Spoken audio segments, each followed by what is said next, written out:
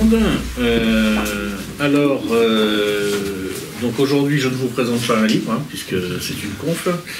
Alors qu'est-ce que c'est une conf interactive? En fait, je me suis dit comment je vais faire pour pas trop embêter les gens en leur parlant d'économie, de géopolitique et de ces sujets-là. Donc une méthode, c'est de jouer. En général, quand on veut réfléchir ensemble et qu'on ne veut pas trop s'ennuyer, une bonne méthode, c'est de jouer. Donc en fait, tout simplement, on va faire un jeu de rôle. Alors on va pas faire un jeu de rôle tendance Donjons et Dragons, on va faire ce qu'on appelle, quoique des dragons, il y en a pas mal dans le jeu, vous allez voir. On va faire un jeu de rôle tendance, ce qu'on appelle en bon français aujourd'hui, un serious game, c'est-à-dire un jeu sérieux. C'est-à-dire qu'on va s'amuser à, et je vais continuer dans le bon français, à kriegspieler, c'est-à-dire à simuler, comme si c'était une guerre, le quinquennat d'Emmanuel Macron. C'est rigolo. Comment on va organiser ça? Il va y avoir un certain nombre de personnes qui vont prendre des rôles. Donc je vais demander avant toute chose des volontaires pour que le jeu puisse commencer. Et je vais demander les volontaires avant pour qu'ils soient attentifs ensuite à la présentation du jeu de leur point de vue, comme ça ils sauront déjà un petit peu ce qui s'intéresse un peu plus particulièrement. Donc d'abord je commence directement, hein, entrée en mêlée en bélier, hein, comment même. Donc il me faut quelqu'un qui va pendant à peu près 90 minutes s'appeler Emmanuel Macron.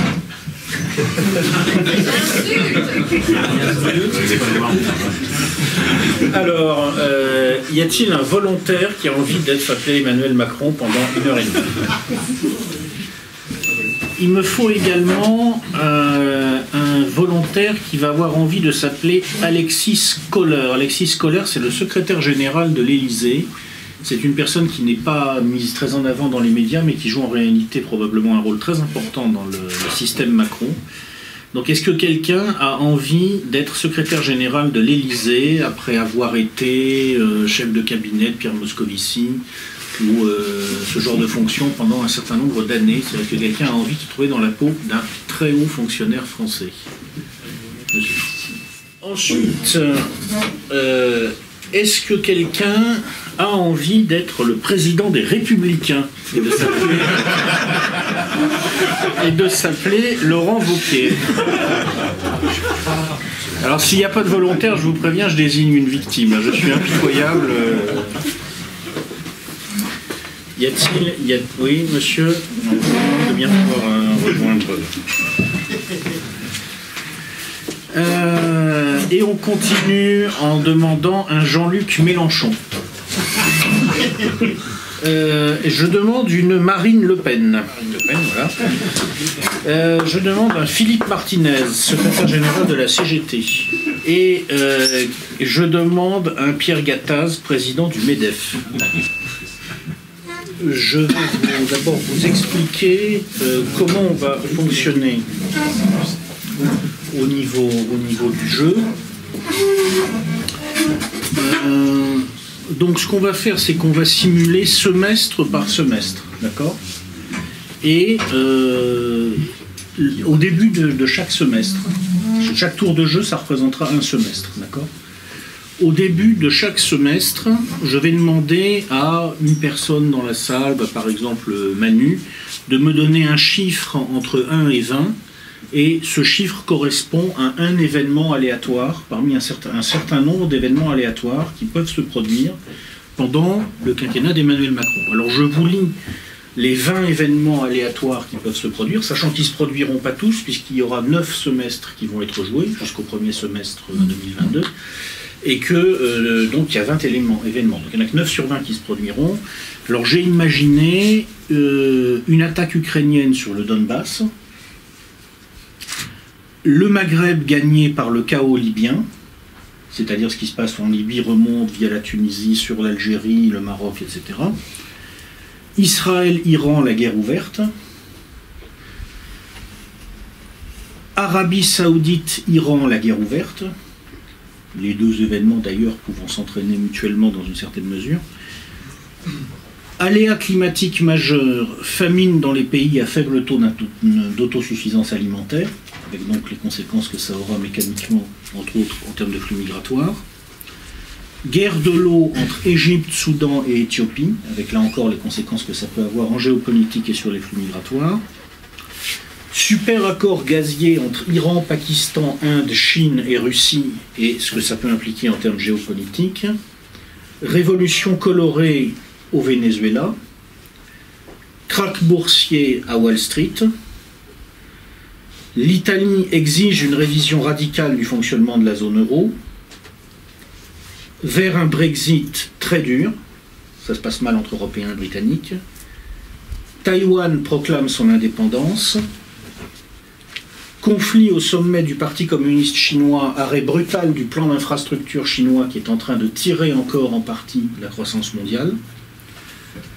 Troubles civils dans le sud-est indien, coup de frein brutal à la croissance de l'Inde, qui est l'autre moteur principal actuellement de la croissance mondiale en réalité. Conflit chaud entre Inde et Pakistan, ça peut arriver à tout moment pour diverses raisons. Révolution colorée en Turquie, M. Erdogan se fait régler son compte. La coalition des perdants explose en Allemagne. D'ailleurs, je ne sais même pas si elle aura le temps de se constituer avant d'exploser. Question catalane, le retour. C'est-à-dire cette fois, c'est l'Espagne qui explose. Ankara officialise sa sortie de l'OTAN. C'est-à-dire que là, ce n'est pas M. Erdogan qui se fait régler son compte, c'est lui qui règle son compte à l'OTAN. Crise bancaire surprise en Europe. Ça peut partir d'un peu partout où le système financier est foireux, c'est-à-dire partout. Voilà, donc ça c'est des événements qui peuvent venir percuter tout ça. Et alors à chaque fois, comment ça va se passer? Eh bien, on va commencer par demander à M. Macron ce qu'il en dit, qu'est-ce qu'il fait. Ensuite, on demandera à M. Koller est-ce qu'il met en marche ce que dit M. Macron et comment il le fait. Donc très souvent, M. Koller n'aura qu'une seule chose à faire, ça sera de dire, bon bah, je mets en marche ce que dit Emmanuel Macron, mais pour des raisons qu'il comprendra dans le courant du jeu, il est aussi possible qu'à un moment il dise autre chose. Et ce qu'il va dire peut changer beaucoup de choses dans le courant du jeu. Ensuite, on demandera à M. Wauquiez, à M. Mélenchon et à Mme Le Pen qu'est-ce qu'ils en disent politiquement, quelle stratégie ils choisissent pour les courants politiques qu'ils représentent par rapport à ce qui est en train de se passer. Ensuite, on demandera à M. Martinez s'il bloque la France ou pas. Et pour finir, nous demanderons à M. Gattaz ce qu'il en pense, et ce qu'il en pense interagira avec des choses qui se passent de façon souterraine pour tout le monde, y compris d'ailleurs pour ces acteurs, car il y a un dessous des cartes. Et en tant que maître du jeu, je ne le dévoilerai qu'à la fin de la partie. C'est moi qui vais me charger de simuler ce qui se passe dans ce dessous des cartes pendant la partie. Voilà comment on va jouer. Alors pour rendre le jeu encore plus drôle, j'ai préparé des petits papiers où les différents acteurs se voient communiquer un agenda public, que je vais lire en leur remettant le papier, et aussi un agenda caché qui ne concerne qu'eux. Ils n'ont pas à le montrer à leurs voisins, ni aux autres joueurs, et ça va interagir avec ce qu'ils font pendant le jeu. Alors je commence par M. Gattaz, c'est vous. Donc votre agenda public, qui est tout à fait logique, c'est développer l'emploi en donnant aux entreprises les moyens d'être compétitives. C'est ce qui est écrit sur le site internet du MEDEF. Il y a un agenda privé, il est un peu différent. Ensuite, je pense à M. Philippe Martinez, que j'ai devant moi. Son agenda public, c'est bien sûr défendre les travailleurs français en général et les adhérents de la CGT en particulier. Voilà. Dans cet ordre-là ou dans l'autre, ça c'est à vous de voir. Madame Marine Le Pen, elle a un agenda public qui est de faire enfin gagner un courant souverainiste/identitaire, dans des proportions que vous déterminez, si tant est qu'elle soit déterminable, et en imaginant que vous pouvez un jour gagner. Mais pourquoi elle rigole tout de suite? Bon. Et voilà, il y a un petit agenda caché derrière. Donc ensuite on a M. Mélenchon. C'est lui. C'est lui. Alors lui, il doit faire gagner la gauche dite radicale en 2022. Ah, tout un programme. Tout un programme. Ensuite, on a M. Vauquiez. C'est moi. Alors qu'il doit lui, par contre, faire gagner la droite, sans qu'on sache d'ailleurs tout très bien ce qu'est la droite, en 2022, sur une ligne que j'ai qualifiée de néo-sarkoziste. C'est difficile de la définir d'ailleurs, la ligne Vauquiez, on va appeler ça comme ça. En tout cas, il y a un agenda caché qui, vous allez voir, est beaucoup plus clair. Puis la piscine, ça c'est du tout. Ensuite, on a M. Alexis Kohler. Donc, officiellement, sa mission est de faire tourner la machine d'État dans le cadre des consignes fixées par Emmanuel Macron. Ça, c'est la version officielle. Et ensuite, on a donc M. Emmanuel Macron. Alors, s'il faut résumer en une phrase l'agenda public d'Emmanuel Macron, j'ai dit « relancer l'Europe pour remettre la France en marche ». Bravo. Il y a un agenda privé. Moi j'ai accepté ça.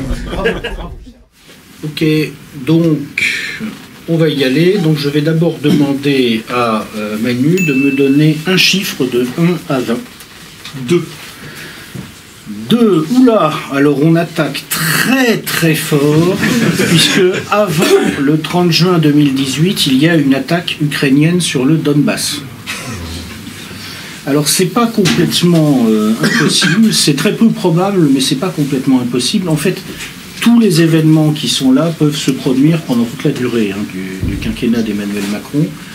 Si ça doit se produire tout de suite, il est assez peu probable que ça soit une attaque massive, majeure et bien préparée, parce que tout simplement, l'armée ukrainienne, pour autant qu'on puisse le savoir, n'est pas prête. Les Américains ont un peu agité devant les Ukrainiens la perspective de les armer, mais enfin, ils leur ont surtout donné pour l'instant des matériels défensifs. Cela dit, il est possible que ça se déclenche tout simplement parce que l'Ukraine est en très grande difficulté économique. Il y a des menaces d'explosion sur l'Ukraine et qui ne concernent pas que le Donbass, qui concernent différentes régions du pays.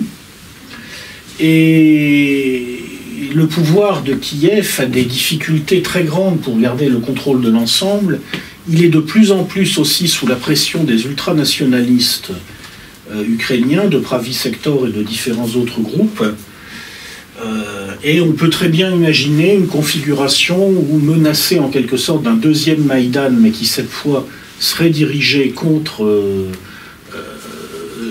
l'actuel pouvoir de Kiev, eh bien ce pouvoir lâche la bride en quelque sorte aux éléments les plus extrémistes, par exemple le bataillon Azov, et qu'il y a une très forte intensification du conflit au Donbass, intensification dont on peut imaginer effectivement qu'elle mettrait en péril des républiques autoproclamées qui sont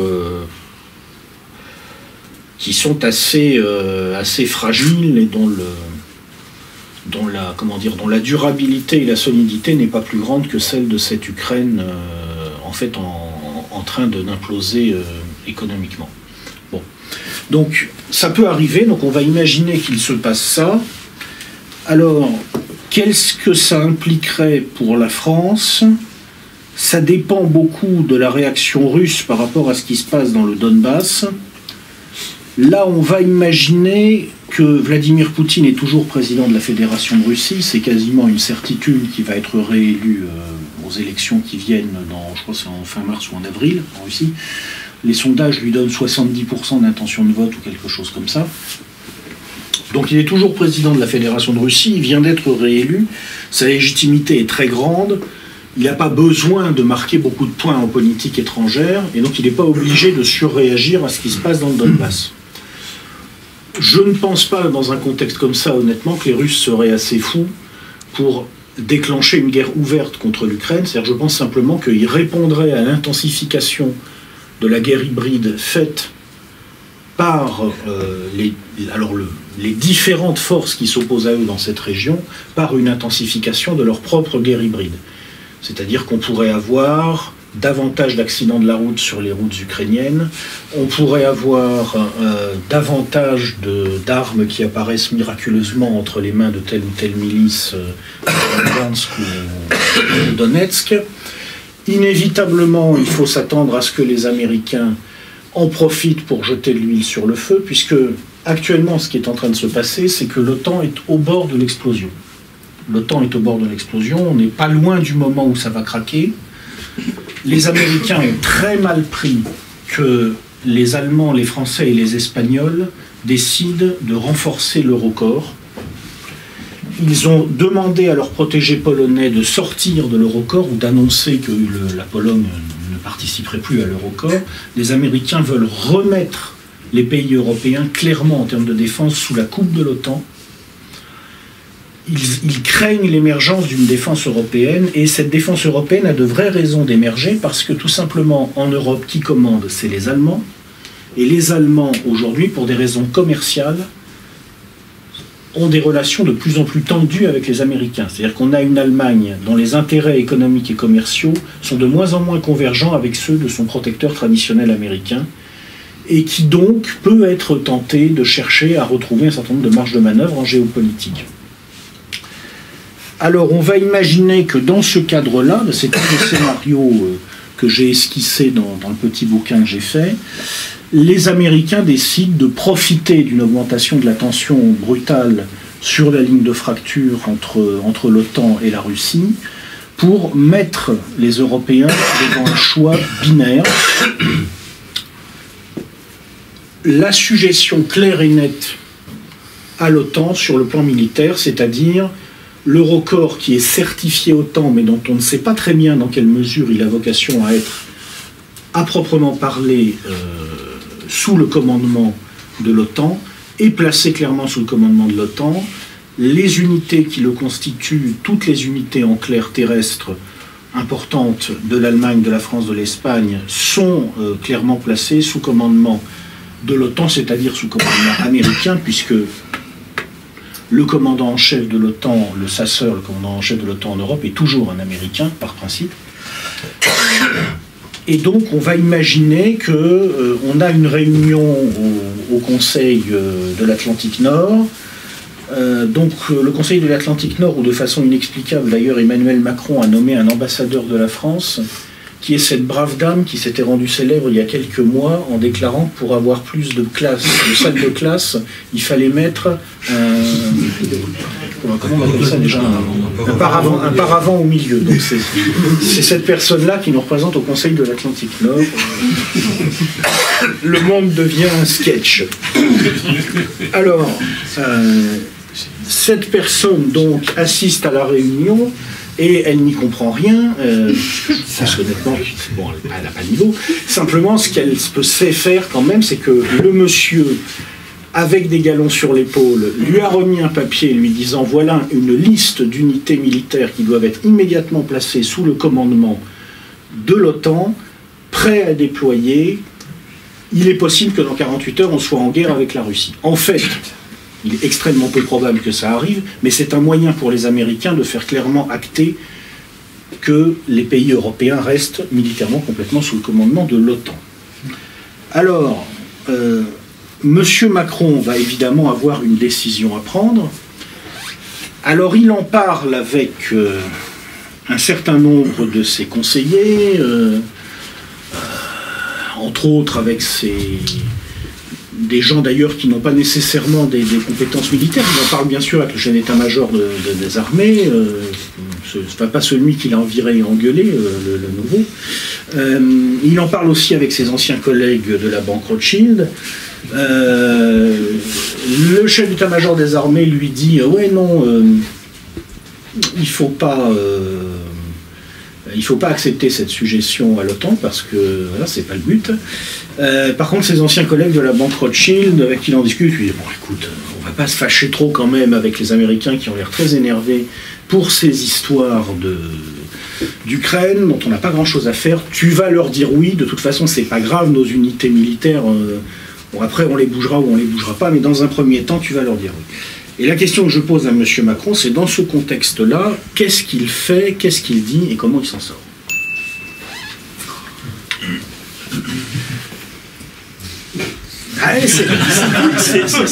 C'est toujours plus difficile d'être dans la peau d'Emmanuel Macron que de critiquer Emmanuel Macron. Je pense que pour la démocratie et pour la pérennité de l'Europe. Nous devons accepter la proposition de l'OTAN et travailler ensemble à une stabilité et à un avenir meilleur. D'accord.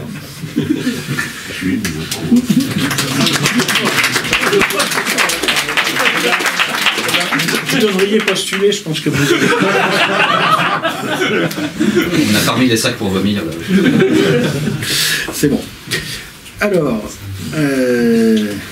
Alors maintenant, on va voir ce que fait M. Alexis Kohler. Alors il faut savoir que M.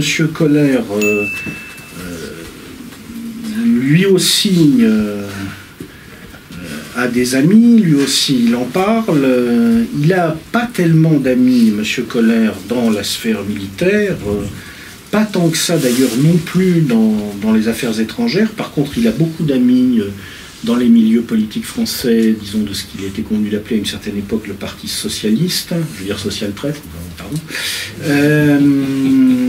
Et donc il en parle avec ces gens, donc certains d'entre eux lui disent oui, il faut appuyer complètement Emmanuel Macron, d'autres lui disent bon ben pour l'instant tu vas faire profil bas, mais enfin quand même c'est un peu embêtant les positions que prend M. Macron. Et M. Kohler, dans cette histoire, lui simplement ce qu'il va noter, c'est que parmi ses amis, il a un Michel Sapin qui lui dit oui, c'est bien ce que fait Macron, et un Pierre Moscovici qui lui dit ah, c'est pas si bien que ça, mais dans l'immédiat, tu bouges pas, tu fais rien et tu attends. Et donc, je serais curieux de savoir ce que M. Kohler dit à M. Sapin et à M. Moscovici. D'accord. Je dirais à Monsieur le Sapin que je préfère pour l'instant attendre et voir comment ça va se dérouler. Après tout, ça ne doit pas non plus exploser mondialement, on peut attendre un petit peu. Et je dirais à M. Moscovici que je suis réellement d'accord avec lui et que pour l'instant, je ne vais pas prendre de position publique ni dire quoi que ce soit sur Emmanuel Macron. Ok. D'accord. Eh ben, on a un Emmanuel Macron et un Alexis Kohler, c'est ça.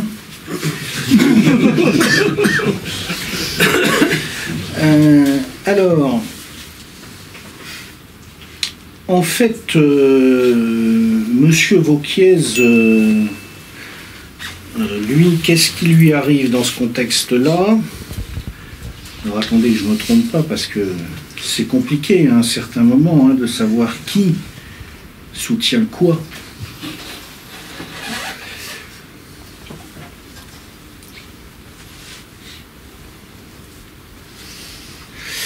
Alors, M. Vauquiez, il en parle avec ses amis dans les milieux d'affaires, et M. Vauquiez, il va commencer d'ailleurs à avoir un peu le même problème que M. Kohler, c'est que ses amis dans les milieux d'affaires ne vont pas forcément être tout à fait sur la même longueur d'onde.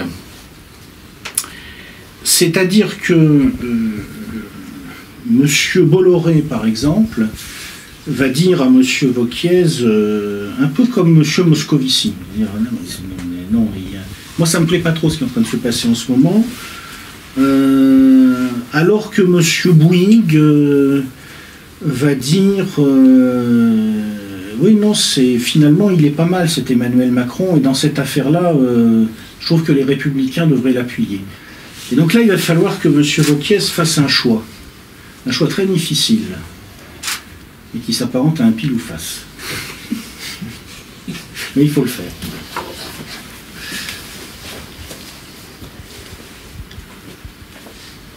Ah, c'est très difficile pour M. Vauquiez. Et les Républicains, qui s'expriment par ma voix, ne souhaitent pas couper les ponts directement avec l'OTAN. Toutefois, nous restons attachés à la collaboration avec nos amis traditionnels. C'est la raison pour laquelle nous pensons qu'il n'est pas question de prendre position immédiatement. Ouais, c'est bien, on a un Laurent Vauquiez aussi.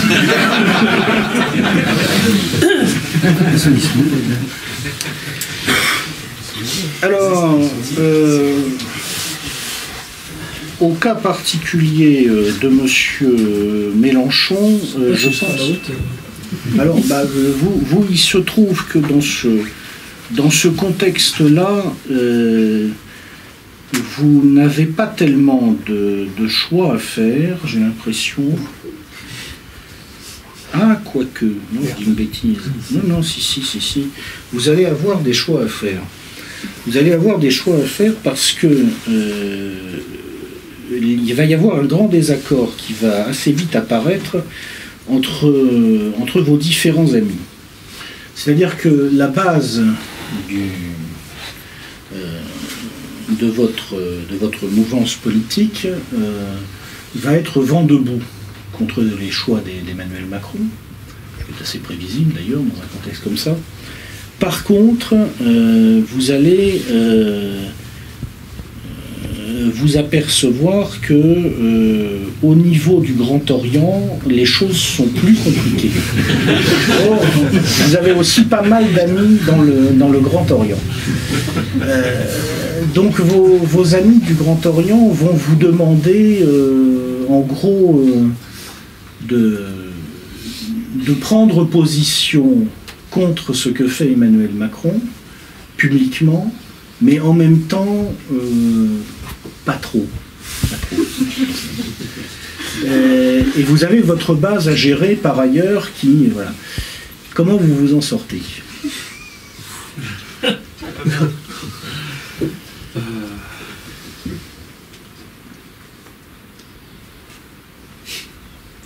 Je sais pas. Vous ne savez pas. J'en sais rien. Vous ne savez pas. Vous êtes bloqué. Ouais, c'est ça, oui. D'accord, donc on va dire à ce moment-là que Jean-Luc Mélenchon se met temporairement aux abonnés absents, ce qui est tout à fait possible d'ailleurs dans un cas de figure comme ça. Ok. Mais en même temps, ça correspond assez bien effectivement, je pense, à ce qui se passerait. Alors ensuite, on vient à Madame Le Pen. Alors, Madame Le Pen, dans ce contexte-là, n'a pas grand-chose à faire en réalité. Elle doit simplement sortir le discours qu'on attend d'un leader qui se prétend souverainiste identitaire. Donc je vous épargne le discours, hein, tout le monde le connaît. Il n'y a pas parmi les gens qui peuvent graviter autour de vous, en l'occurrence, il n'y a pas tellement de conflits qui vont se déclencher. Donc vous n'avez pas vraiment de choix à faire, à moins que vous, personnellement, vous ayez décidé qu'il fallait appuyer Emmanuel Macron, mais dans un cas comme ça, je ne vois aucune raison, donc ça ne se pose pas.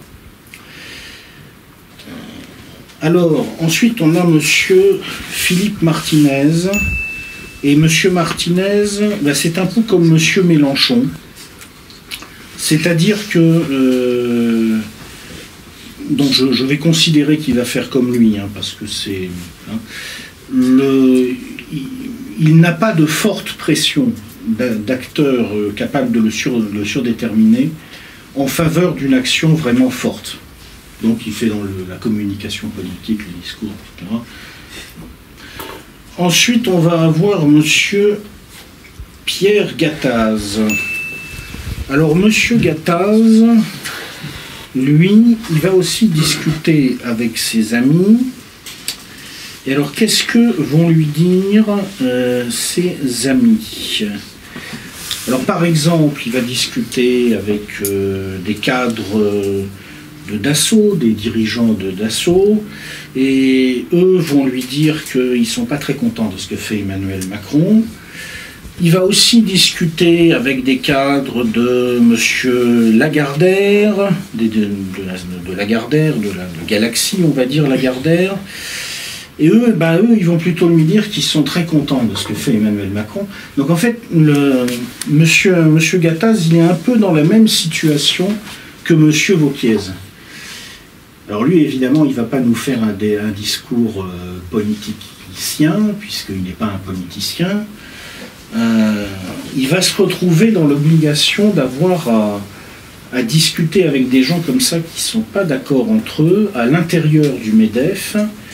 Bon, il ne va pas discuter avec la PME du coin, évidemment, il va discuter avec les marchands d'armes, ça paraît assez logique. Comment il s'en sort? Qu'est-ce qu'il leur dit quand il est comme ça devant un désaccord interne. Alors tout d'abord, je tiens à dire que je soutiens M. Macron dans sa volonté de faire une Europe. Comme ça. Je tiens à dire que je soutiens M. Macron qui, quand il veut une Europe plus forte avec une armée, un Eurocorps, ce qui nous paraît très important, la preuve, voyons ce qui se passe en Ukraine, donc il nous faut un moyen de nous défendre. Ce qui n'empêche pas d'être en lien avec l'OTAN, attention, il y a des discussions, tout ça fait, il n'y a aucun problème. Mais bon, il est important d'avoir une armée européenne équipée avec des équipements européens, principalement, évidemment, hein, c'est normal. Tout cela en restant en lien avec nos amis américains de l'OTAN. D'accord. Tout en gardant de bons contacts aussi avec l'Ukraine qui, pour la partie Est, nous intéresse beaucoup. D'accord, eh ben c'est parfait. Donc je crois que M. Gattaz et M. Wauquiez ont déjà commencé à fonctionner dans une belle symbiose. On tout ça est très bien. Donc on a fait un premier tour. Alors vous voyez que manifestement tous les acteurs doivent gérer des contraintes. Et on ne comprend pas très bien lesquelles. Alors moi, comme j'ai le dessous des cartes, moi je comprends quelles sont ces contraintes, mais effectivement, ce qui est, je trouve intéressant dans ce petit jeu, c'est que le public doit se dire, mais quelles sont ces contraintes en arrière-plan? Et même les gens qui sont là et qui ne connaissent chacun que leur propre agenda caché doivent commencer à se demander, mais quelles sont les contraintes en arrière-plan des autres acteurs? Mais ça, on va voir peut-être dans la suite des événements, puisque le premier semestre 2018 vient de s'achever, et je vais demander maintenant à Manu de me donner un autre chiffre entre 1 et 20. 18 18. Alors, crise bancaire surprise en Europe. Alors oui, bah là on a l'embarras du choix. Le plus probable, c'est l'Italie. Mais en fait, ça peut partir d'un peu partout. Le plus catastrophique, ça serait probablement l'implosion de la Deutsche Bank, qui est une sorte d'énorme machine à recycler les excédents commerciaux allemands dans une finance en fait sous contrôle anglo-saxon et où les Allemands ont surtout le droit de prendre les risques et les banques anglo-saxonnes d'encaisser les bénéfices. C'est un petit peu comme ça que ça fonctionne. C'est pour ça que la victoire économique allemande apparente est une arnaque, en tout cas à ce stade des événements. Donc là, on va imaginer que ça part d'Italie, c'est quand même le plus probable, parce que c'est un peu tôt dans le déroulement des événements. Pourquoi la Deutsche Bank exploserait comme ça d'un seul coup au deuxième semestre 2018 ? On va dire en Italie, on va dire par exemple qu'en Italie, donc, il y a eu des élections législatives là, en mars 2018, que ces élections ont débouché sur un résultat finalement à peu près conforme à ce que donnaient les sondages 15 jours avant l'élection, c'est-à-dire qu'il n'y a pas de majorité, il y a 3 blocs, le mouvement 5 étoiles, qu'on peut un peu assimiler à ce que représente Mélenchon en France. Bon, c'est pas tout à fait ça, bien sûr. Comparaison n'est pas raison, mais ça ressemble un peu. A fait à peu près 30%. Le bloc de centre-gauche, on va dire, qui ressemble un peu, enfin c'est Renzi et compagnie, c'est Renzi qui s'appelle, avec les Italiens, moi je parle pas la langue, oui, c'est bien Matteo Renzi, l'actuel. Oui, c'est ça. Donc, on va dire qu'ils ont fait 25%. Et puis, il y a un bloc de droite qui regroupe à la fois Berlusconi. Enfin, Berlusconi, officiellement, on n'a pas le droit d'être candidat. Donc, officiellement, c'est pas lui. Mais bon, ses amis qui ont fait 15-16% et qui sont agglomérés avec un ensemble Ligue du Nord et différents autres mouvements qu'on classe généralement en droite radicale et identitaire, et qui ont fait, eux, 20-25%. L'Italie est un pays maintenant où les populistes sont majoritaires. Le M5S plus les populistes de droite, plus de 50% de la population probablement, ou en tout cas pas loin, on va voir ce qui va se passer aux législatives. Bien entendu, une fois que les élections ont eu lieu, combinazione, obligé, en Italie, donc Berlusconi, qui a sauvé les meubles pour sa petite boutique en s'alliant avec une une droite qui est très eurosceptique, se fait un petit peu sermonner par Bruxelles et décide finalement qu'il va essayer de gouverner avec le centre-gauche, c'est un scénario possible, pour refabriquer un gouvernement, on va dire pas ouvertement anti-euro en tout cas, dans une phase au moins intermédiaire. L'Italie rentre dans une période d'instabilité, là c'est pratiquement certain, mais on va dire que au premier trimestre 2018, ça n'explose pas directement. Simplement, ce qui va se passer, c'est que ce nouveau gouvernement va être très vite confronté au fait qu'en Italie plus qu'ailleurs, il y a les comptes et il y a la réalité. Donc le système bancaire italien implose joyeusement dans le courant du deuxième semestre 2018 et ça va avoir pour conséquence de déstabiliser très fortement l'ensemble de l'économie européenne. En particulier, la crise bancaire menace de contaminer une grande partie du système bancaire européen. Donc, la Deutsche Bank en Allemagne, la bombe dont je vous parlais tout à l'heure, qui peut être déclenchée par le détonateur italien, mais aussi en France, par exemple, la Société Générale. On peut très bien imaginer qu'on apprenne que voilà, la Société Générale est au bord de la faillite. Et dans ce cadre-là, comment réguler les choses, comment empêcher que la crise systémique devienne incontrôlable. Alors, la réaction probable de la Commission européenne et de l'Eurogroupe, c'est-à-dire le Conseil des ministres des Finances de la zone euro, ce serait d'utiliser les armes dont se sont dotées ces institutions ces dernières années et qui permettent en gros de faire ce qu'on appelle un bail-in. Qu'est-ce que c'est un bail-in? Jusqu'ici, jusqu'à récemment, quand on avait une banque systémique qui était au bord de la faillite, on faisait ce qu'on appelait un bail-out. Le bail-out, c'était en gros, si la banque en question fait faillite, tout le système saute, elle ne peut pas faire faillite, donc l'État va venir à sa rescousse, donc en fait le contribuable.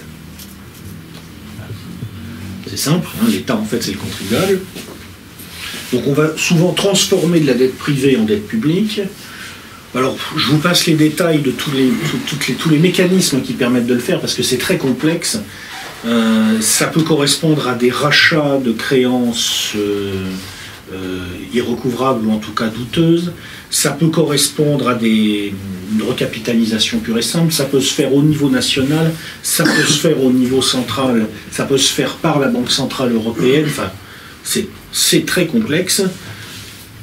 Ça s'est fait d'ailleurs de différentes façons ces dernières années. Ça s'est fait récemment en Italie quand il y a eu la faillite de la banque Monte di Paschi.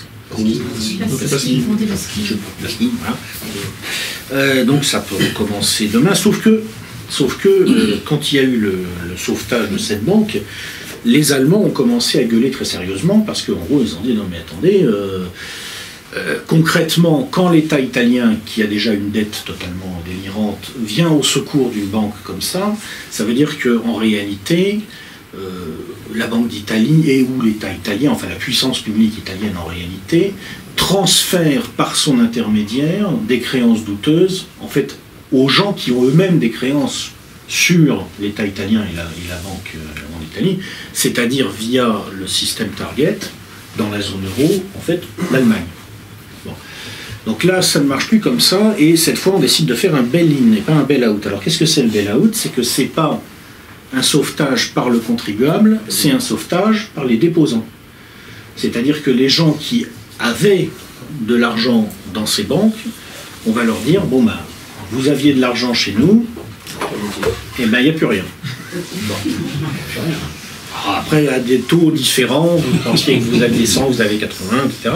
Alors officiellement, bien sûr, pour rassurer les gens, on dit que ça ne concernera que les dépôts, je crois, au-dessus de 100 000 euros, ce genre de choses. Mais on sait très bien que dans la réalité, nécessité fera loi. C'est-à-dire qu'à un certain moment, si pour éviter le krach complet du système, on est obligé de changer la règle, eh ben on changera la règle. Parce que le but, ce sera d'empêcher le krach, l'effondrement complet de tout le système bancaire. ça paraît souvent un peu de la science-fiction, et vous avez des gens qui vous disent « Ah, mais ça, c'est des discours complotistes, etc. » Mais non, ça n'a rien de complotiste. C'est un simple calcul. Quand vous êtes dans un système économique où le ratio de la somme des dettes des acteurs non financiers sur le PIB dépasse 200% pratiquement dans tous les pays, ça veut dire que la masse de dette est telle, si vous voulez, que si ça commence à craquer à un point et qu'on n'arrive pas à arrêter très vite la transmission des faillites, mais conceptuellement, en quelque sorte, toute la boutique est par terre, très très vite. Vous voyez ? Donc là, ça va se produire comme ça, et je pense que dans ce cas de figure, on aura effectivement un bail-in. Et donc ce bail-in, il va être discuté au niveau européen. Il y aura une crise européenne, il y aura un Eurogroupe. Donc on imagine qu'on est dans un contexte où, en Allemagne, c'est une petite grosse coalition en quelque sorte qui est en place, avec un SPD qui n'est pas très content d'avoir à soutenir Madame Merkel, une CDU de CSU qui elle-même est extrêmement mal à l'aise. On va imaginer que en octobre 2018, il y a des élections régionales en Bavière, et on va imaginer que l'AfD, l'Alternative für Deutschland, a encore fait une percée en Bavière, ce qui a encore fragilisé la CDU de CSU. Parce que l'aile, on va dire, la plus tentée par un rapprochement avec Alternative für Deutschland, obligée de gouverner avec le SPD pour gérer une situation ingérable, risque dans ces conditions de commencer à changer de point de vue sur un certain nombre de questions. Voilà. Et donc dans ce contexte-là, que font les Allemands, puisque bon, moi je considère qu'en réalité aujourd'hui l'euro est le faux-nez du marque, et le pouvoir financier dans la zone euro est de facto détenu par le ministre des Finances allemand. C'est ce qui paye commande, qui a des créances sur les autres commandes. Qu'est-ce qu'ils font ? Je pense qu'ils exigent un bail-in, et je pense qu'ils exigent un bail-in violent. Violent pour ne pas s'exposer à une fronde monstrueuse au niveau de l'électorat allemand. C'est-à-dire, en gros, on est dans un contexte où l'Allemagne dit aux autres Européens: si vous voulez éviter l'explosion, vous allez payer, parce que nous, c'est pas possible. Si on demande à la population allemande de payer, aux prochaines élections, on a AfD à 35%. Et je pense que ça se produirait vraiment comme ça, bien qu'il y ait le SPD à l'intérieur de la coalition, et bien qu'il ait apparemment de bonnes chances d'avoir le ministère des Finances, parce que je crois que, en quelque sorte, la tension deviendrait telle que même les tendances pro-européennes et européistes du SPD seraient débordées. On va dire que ça se passerait comme ça. Je n'ai pas de certitude, bien sûr, mais enfin, je vous dresse un scénario possible. Et donc, à ce moment-là, eh bien, les Allemands disent, par exemple, pour la Société Générale, c'est facile. En gros, on fait une spoliation. Alors, on n'enlève pas tout, mais enfin, tous les clients de la Société Générale, sauf vraiment ceux qui ont des tout petits comptes, se retrouvent avec moins 20% ou 30%. Alors, par différents mécanismes, il faut voir comment ils habilleraient les choses. Enfin, c'est vraiment une situation de faillite bancaire et de spoliation. Et donc, la question qui est posée à M. Macron, c'est qu'est-ce qu'il dit aux Allemands dans un contexte pareil ? Alors, avant qu'il réponde, on va quand même lui donner quelques indications sur ce que lui disent ses amis. Eh bien, en fait, quand il en parle avec les milieux d'affaires, et je demande aux autres acteurs de bien écouter ça, parce que ça va leur permettre de commencer à soulever un peu un coin du voile sur le dessous des cartes. Quand il en parle avec les milieux d'affaires, eh bien, il s'aperçoit que quand on est dans la galaxie Dassault, ou dans la galaxie Bolloré, on est plutôt partisan du fait que oui, on va faire ce que disent les Allemands, alors que, curieusement, quand on est plutôt, on va dire, dans la galaxie Lagardère ou dans la galaxie Bouygues, on dit plutôt non, mais là, il va falloir résister un peu à ce que disent les Allemands. Et monsieur, au niveau des milieux d'affaires bancaires, quand on est plutôt dans la mouvance, on va dire, de la banque Rothschild, on est plutôt assez réticent à accepter le diktat de Berlin. Alors que quand on est dans la mouvance, on va dire, d'autres groupes, alors je sais pas, on va dire Lazare, tiens, par exemple, là on est plutôt partisan d'accepter le diktat de Berlin. Et alors que fait M. Macron dans un tel contexte?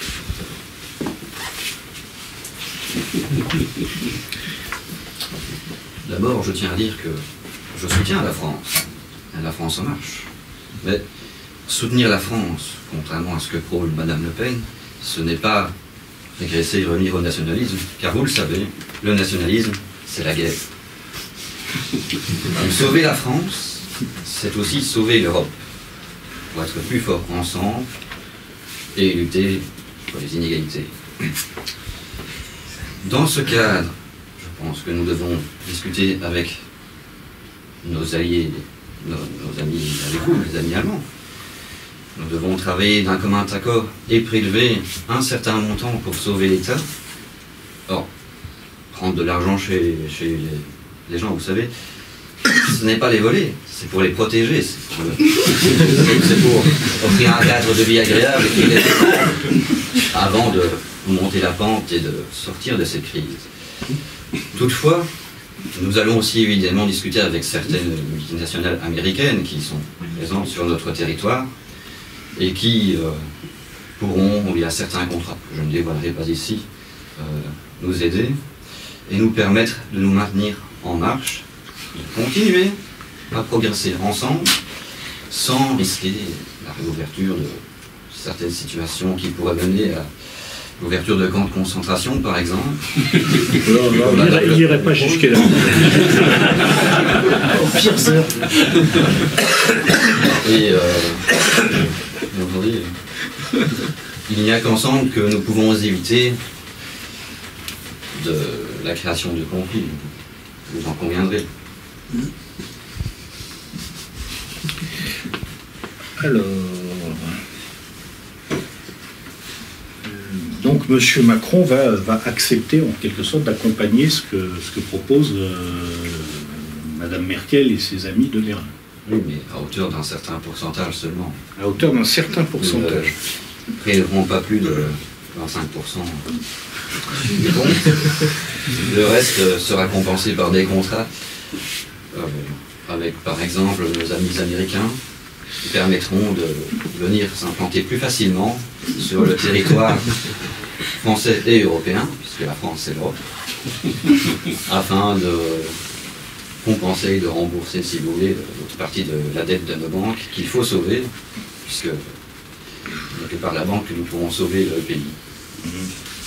Et là, le lendemain, il y a une réunion de travail. Par exemple, je dis ça au hasard à la banque Rothschild, on dit mais il ne pourrait pas resserrer un peu la laisse là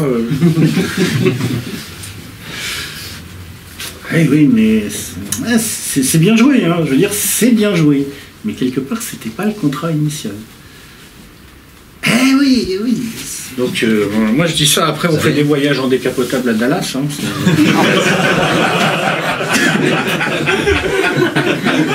en tant que président de la France, je me dois de montrer un exemple de tolérance. Nous devons discuter avec tous nos partenaires et prendre les décisions qui conviennent après ces discussions. Ouais. Voir un peu toutes les portes qui s'ouvrent à nous. Oui, il y en a surtout qui risquent de se fermer. Mais bon, moi, ce que je ne dis rien. Ok. Mais en plus, c'est pas du tout exclu que ça se passe réellement comme ça, y compris d'ailleurs le voyage en décapotin. Alors, dans ce contexte-là, en fait, Monsieur Kohler, il n'y a pas grand-chose à faire, parce que la prise de position de Monsieur Macron fait que la seule chose que les amis de Monsieur Kohler vont lui dire, c'est à notre grande surprise, non, tu vas vraiment travailler pour lui, en fait. Ok. Donc c'est fini du point de vue d'Alexis Kohler. Il fait tourner la machine d'État, c'est tout. Alors, Monsieur Vauquiez. Alors, Monsieur Vauquiez, lui, dans un contexte comme ça, qu'est-ce que lui disent ses amis?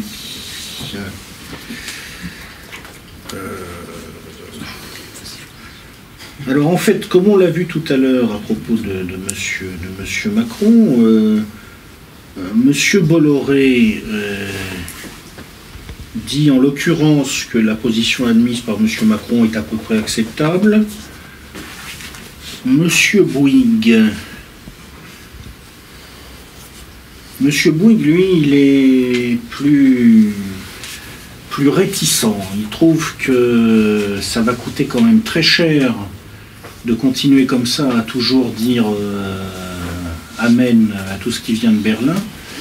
Et donc on a une situation qui est un peu compliquée pour M. Vauquiez, qui est que parmi ses amis, disons parmi les gens qui consultent dans le grand patronat français, il en a certains qui lui disent c'est bien ce qu'il fait M. Macron, et d'autres qui lui disent ouais, mais ça pourrait être mieux. Comment il va s'en sortir? C'est un peu la même chose que la première fois. Mieux comment? Mieux comment?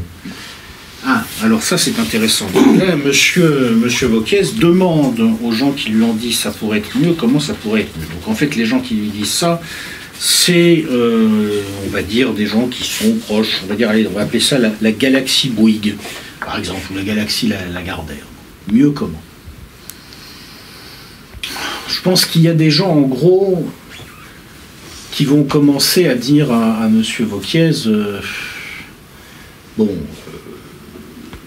l'Union européenne, c'est bien, mais là, en ce moment, ce qui est en train de se passer, c'est que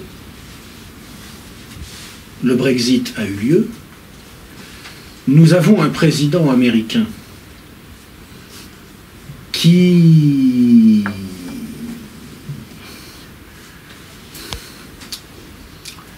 est quand même soutenu manifestement par une grande partie de certains milieux d'affaires, parce que l'image de Donald Trump comme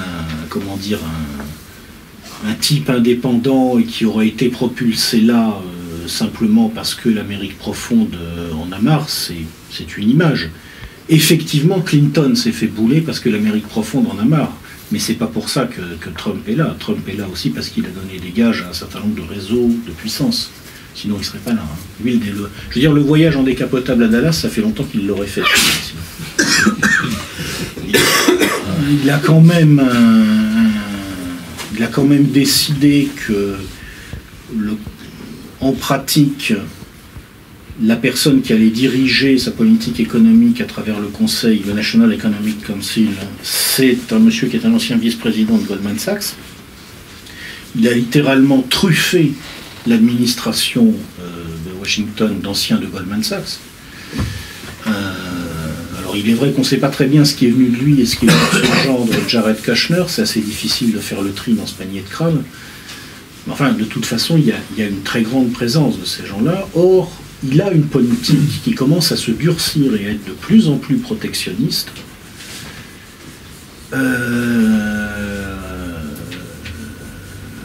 Il a, semble-t-il, pour l'instant, conservé le soutien d'une large fraction des milieux d'affaires, pas seulement les milieux industriels, pas seulement General Motors et General Electric, mais aussi Wall Street, en tout cas une partie de Wall Street, et Goldman Sachs en particulier. Quelque part, l'Amérique est en train de donner une nouvelle voie. Elle oriente les choses différemment. Est-ce qu'on a vraiment intérêt à continuer dans ce contexte-là, du point de vue même de tout le capitalisme français, à soutenir un projet européen qui, lui, reste aligné sur les anciennes conceptions, qui, lui, ne prend pas ce tournant protectionniste que l'Amérique semble devoir commencer à prendre. Il faut bien voir que là, ce qui s'est passé ces dernières années, c'est qu'un certain nombre de gens en Occident pensaient impulser la mondialisation en conserver la maîtrise et avoir la mondialisation américaine et américanomorphe. En fait, ce qui est en train de se passer, c'est que la mondialisation qui est en train de se mettre en place leur échappe. Encore 10, 15, peut-être 20 ans à ce rythme-là, et la mondialisation sera chinoise. Donc, peut-être que ça pourrait être mieux, tout simplement, parce qu'on pourrait provoquer une crise en Europe à un certain moment, qui serait l'occasion d'effectuer certaines révisions et d'aligner les choix économiques européens, c'est-à-dire principalement allemands, sur les logiques qui semblent quand même être en train de se mettre en place, bon an, mal an, de façon chaotique aux États-Unis. Et je pense qu'il y a des gens à l'intérieur du capitalisme français qui peuvent tout à fait avoir ce discours-là et faire sentir ça à Laurent Wauquiez, pendant que d'autres, par contre, vont lui dire « Non, non, on reste sur les anciennes logiques, promues par la Commission européenne, libre-échangiste, et c'est l'Union européenne qui a vocation à maintenant devenir la plaque tournante de la mondialisation. » C'est là qu'il faut articuler un discours politique en lien avec cette réalité économique du point de vue des Républicains. C'est là que ça devient compliqué. L'attitude suiviste du gouvernement Macron vis-à-vis du dictat allemand n'est pas acceptable, et les Républicains ne la soutiendront pas. Cependant, il n'est pas de l'intérêt des Français de voir le système économique s'effondrer du fait de faillites en chaîne d'établissements bancaires. C'est la raison pour laquelle, pour les Républicains, je propose, comme nous l'avons toujours proposé, une autre Europe, qui permettra à chacun de poursuivre ses activités dans le cadre de l'entente générale des pays européens, sans s'éloigner de nos contacts avec nos amis américains. Ouais, c'est ça. C'est logique, c'est logique. C'est très probablement ce genre de discours qui pourrait bien émerger. Alors, après, qu'est-ce qui va se passer pour M. Jean-Luc Mélenchon? Alors, M. Mélenchon... Alors là, on va faire en même temps M. Mélenchon et M. Martinez, parce qu'en fait, ils vont être en conflit, manifestement. Ils vont être en conflit, parce que M. Mélenchon, sa base va être vent debout contre les décisions de M. Macron, mais ses amis, entre autres au Grand Orient, naturellement, vont lui dire encore une fois: non, mais on ne peut pas remettre en cause le projet européen, c'est impossible. Mais alors, il va avoir un problème supplémentaire, monsieur Mélenchon, c'est que M. Martinez, lui, va avoir aussi une base qui va beaucoup protester, parce que, bien entendu, il n'y aura pas seulement un bail-in pour les clients, mais il y aura aussi un bail-in pour les salariés des banques, qui vont aussi, on va en profiter pour dégraisser, pour etc. Et là, il se pourrait bien que les différents interlocuteurs de monsieur Martinez, y compris au Parti communiste français, lui disent: non, mais ça, on ne peut pas accepter. Donc là, il va falloir bien faire comprendre que nous ne laisserons pas passer n'importe quoi.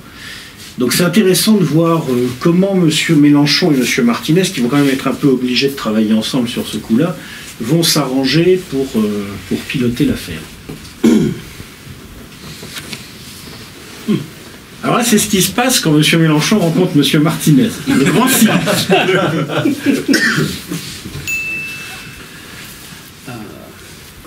En premier lieu, je tiens à dire que je trouve scandaleux la demande de l'Allemagne et l'aplaventrisme de M. Macron face à ces demandes, et que l'Europe ne pourra jamais se construire sans la solidarité. D'accord, donc M. Mélenchon... Ouais. D'accord. Alors tout d'abord, je tiens à préciser quelque chose d'important, c'est que je suis en totale opposition avec ce que Marine Le Pen n'a pas encore dit.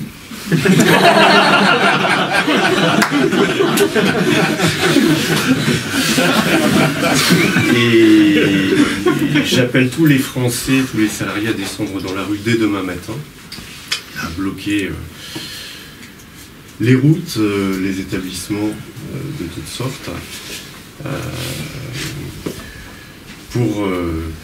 pour contrer et pour faire montrer en fait que les ouvriers sont là et qu'ils ne laisseront rien tomber. Et au passage, si on peut casser la gueule à quelques fascistes, ça peut être intéressant. Et j'ai pas le droit de vous dire non plus que je suis d'accord avec M. Mélenchon, donc je ne vous le dis pas. D'accord, ouais, bah c'est marrant, ça sonne vrai, quoi. en fait, quand on s'amuse comme ça à essayer d'imaginer ce que peut être le dessous des cartes et qu'on met les mecs dans les conditions qui font que, ça sonne vrai, quoi. C'est drôle.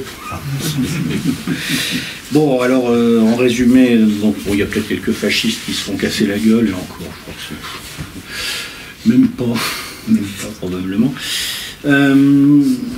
Mais peut-être, bon, en fait, ce qui est assez terrible, hein, dans cette histoire, c'est que là, je suis en train de regarder ce qui se passe en même temps dans le dessous des cartes, en quelque sorte, et j'arrive à la conclusion, en gros, que pour Madame Le Pen, il n'y a que deux solutions dans une configuration comme ça. La première solution, c'est que des gens qui sont bien plus puissants que ceux qui sont là, et je ne parle pas des personnes physiques qui sont là, mais des gens qui représentent ces personnes physiques, vont décider qu'elle ne sert absolument à rien et on ne s'occupe pas d'elle, ou alors ils vont décider de l'utiliser pour commettre une immonde saloperie. C'est les deux possibilités, il n'y en a pas d'autres.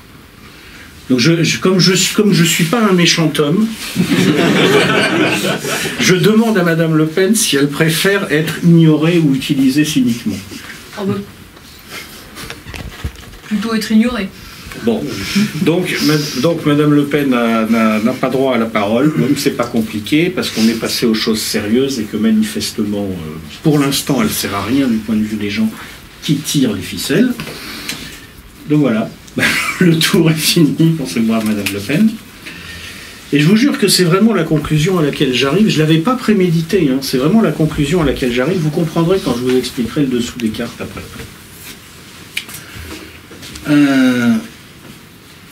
Alors maintenant, la question, cela dit, qui va se poser pour M. Gattaz, qui est quand même confronté à un mouvement social extrêmement dur, c'est comment est-ce qu'il réagit. Alors, à l'intérieur du patronat français, qui dit quoi à ce moment-là? Alors, je pense que disons, on va dire la galaxie Lagardère, on va les appeler comme ça, hein, parce que je ne parle pas nécessairement d'un groupe, je veux dire, il a fallu que je donne des noms aux différentes forces qui s'agitent à l'intérieur de ces milieux. Donc j'ai dit, il y a Lagardère d'un côté, il y a Bouygues de l'autre, mais peu importe, j'aurais pu donner d'autres noms. Et on va dire que la galaxie Lagardère lui dit plutôt que il doit être dur, il doit animer un patronat de combat, qui va au besoin aller au clash avec la CGT, quitte à provoquer une crise qui peut faire exploser le gouvernement d'Emmanuel Macron, alors que M. Bouygues, la galaxie Bouygues, on va dire, lui dit plutôt le contraire. Il dit plutôt, oula, la priorité c'est de faire passer le truc, alors si on peut faire quelques concessions gentilles et qui ne coûtent pas trop cher, et qui permettront aux syndicats, à la gauche radicale de sauver la face, on le fait, et puis comme ça, en sous-main, sans que ça se voit trop, on sauve l'essentiel, c'est-à-dire, en gros, le coup classique, je te donne de la main gauche pour te reprendre de la main droite, je fais le numéro de Bonneto, et à la fin, au bout de 6 mois, de toute façon, je t'aurais pris ce que je voulais. Donc, quel est le choix de monsieur Gattaz? Est-ce que c'est le patronat de combat qui cherche le conflit, ou est-ce que c'est le patronat qui, comme d'habitude, se souvient qu'en fait les syndicats travaillent largement pour lui et décide de les utiliser.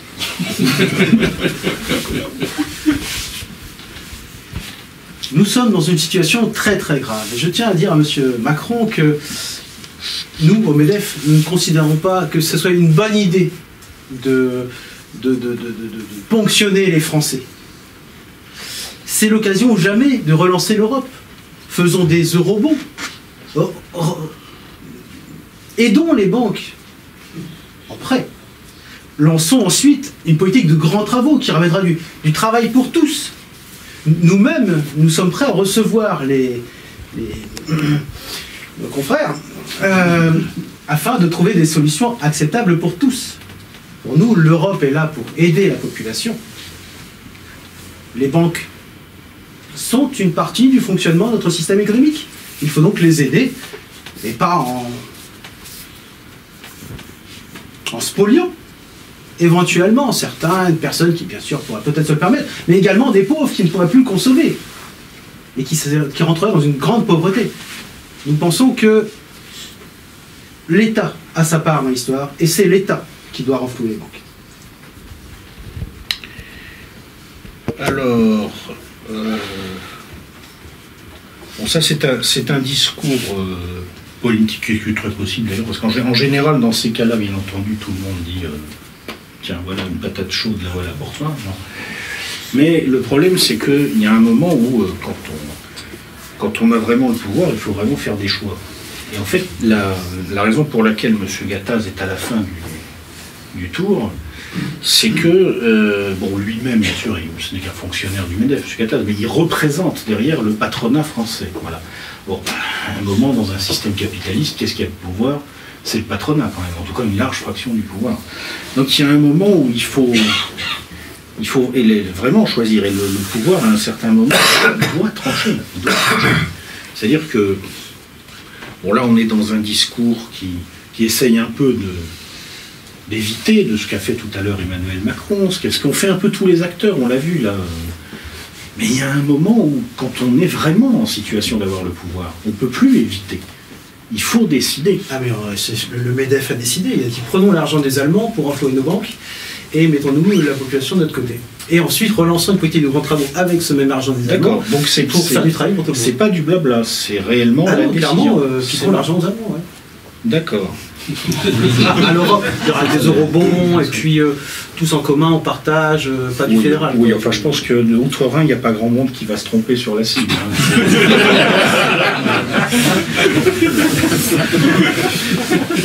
D'accord. Alors là, il faut que je réfléchisse un petit peu sur ce que ça implique. Parce que là, on vient de sortir en fait des rails. C'est-à-dire que ce qui est vachement frappant quand on fait ce genre de scénario, c'est qu'on se rend compte en fait que tant qu'on reste sur les rails de la situation actuelle, il ne peut pas se passer grand-chose. Je veux dire, ben voilà, ça continue comme avant. Le présent engendre l'avenir de phase en phase, et il n'y a pas de rupture, quoi. Il n'y a pas de changement. Par contre, on voit très bien que si à un moment ça déraille, si on sort de la logique en fait de gouvernement par la règle de l'Union européenne, alors là, d'un seul coup, ça part absolument dans toutes les directions. Et ça peut vraiment se produire, je pense, très brutalement. C'est-à-dire que ce qui est amusant, quand j'ai essayé de projeter différents scénarios à l'horizon 2022, c'est que je me suis rendu compte que il y a un scénario au fil de l'eau où, en fait, vraiment, d'enchaînement en enchaînement, on arrive à la conclusion qu'il va à peu près se passer en 2022 quelque chose, et que ça continuera ensuite d'une certaine façon, et il n'y a pas de surprise. Mais par contre, si à un moment, il y a un choc majeur qui se produit, qui déstabilise le système, là ensuite, ça devient extrêmement difficile de modéliser ce qui va se passer. Parce que d'un seul coup, le fait que la structure d'ensemble se soit fractionnée en un point, ça répercute la crise sur plein d'autres points de fragilité, et il y a énormément de points de fragilité à travers la structure d'ensemble. Donc là, on va dire que dans un contexte comme ça, ben, ce qui est en train de se passer, c'est que, à mon avis, l'Union européenne explose. Moi, je pense que là, l'Union européenne explose. Parce que faut se représenter la situation. Donc on a les Allemands, ils ont une grosse coalition, entre guillemets, mais elle réunit à peine plus de 50% de la population aux dernières législatives. Probablement à la prochaine législative, ça sera moins de 50% pour la somme SPD plus TDU de CSU, et ça se restreint. Et ils se retrouvent dans une situation où il apparaît clairement que la politique économique qu'ils ont suivie depuis plusieurs décennies, et qui en apparence était un grand succès, en fait les amène dans une impasse. Et où ils se retrouvent à diriger effectivement l'Europe, mais à diriger une Europe en faillite complète. Donc je pense que ça explose, je pense que le refus français entraîne très vite un refus italien, parce que je pense que dans un contexte comme ça, bon, les Italiens vont dire attendez, si les Français ne payent pas, pourquoi nous on payerait? Donc à partir de là, tout le monde suivra derrière. Et alors comment ça... C'est une explosion en désordre de la zone euro, hein, je pense, qui se produit dans un contexte comme ça. Comment ça va se dérouler à ce moment-là? On n'est pas dans le cadre d'un divorce négocié, préparé, intelligent, on est dans le cadre d'une explosion dans le désordre. Moi, je pars du principe que c'est ce qui se passe. Bon, alors, que faire de l'euro? Quel nouveau système monétaire mettre en place?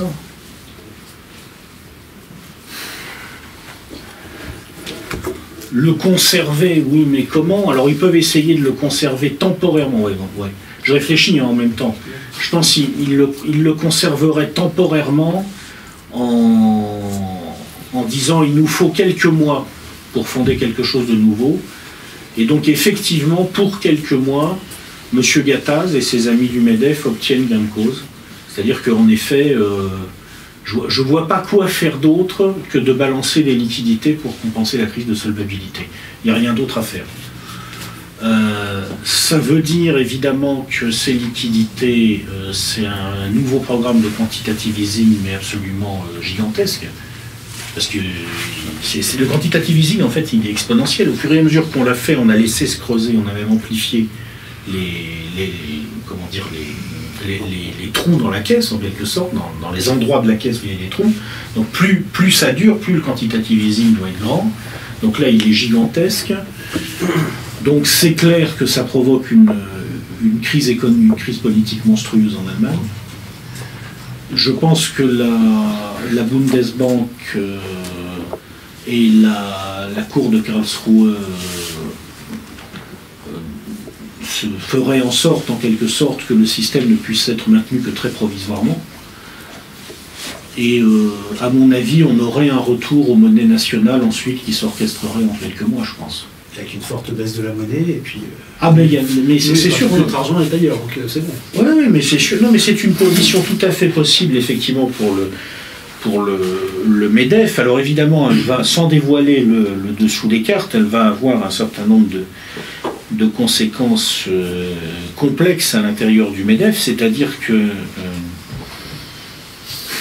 disons que je pense que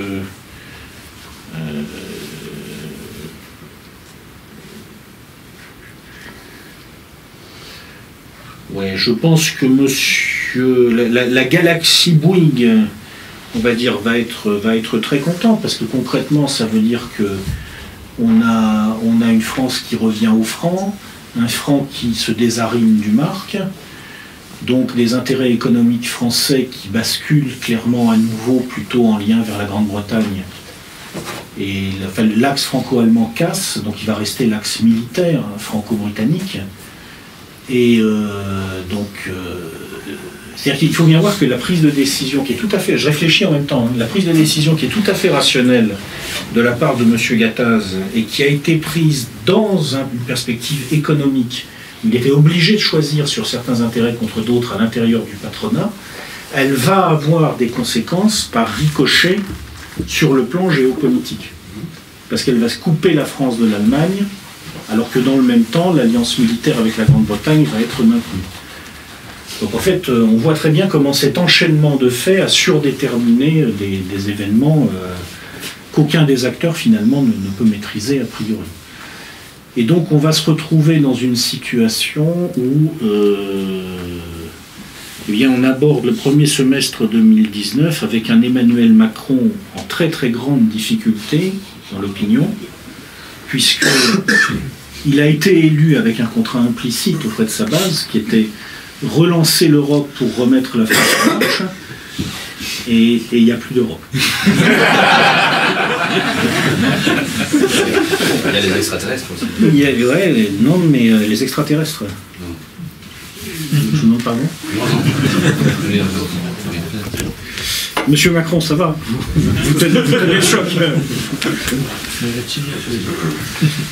Oui, il se passe énormément de choses là, vous voyez. Donc on a atteint le point de rupture très vite dans ce scénario-là.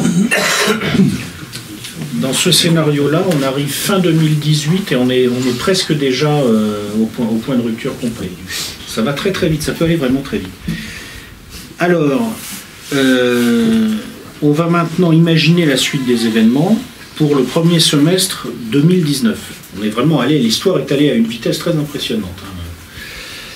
Ça vient du fait que Manu nous a tiré directement deux événements importants et que M. Gattaz a choisi à un moment de rompre en prenant une position tranchée, et c'était pas celle qui était de nature à faire durer l'histoire. Donc merci, ça, on a gagné du temps. Alors, on va donc maintenant demander à Manu, pour le premier semestre 2019, de nous tirer un autre... Le 10. Le 10. Le 10, le 10, le 10, le 10... Mais c'est tu le fais exprès, c'est pas possible. N'arrête pas de tirer les événements les plus explosifs, quoi. Il est très fort. Numéro 10, krach boursier à Wall Street.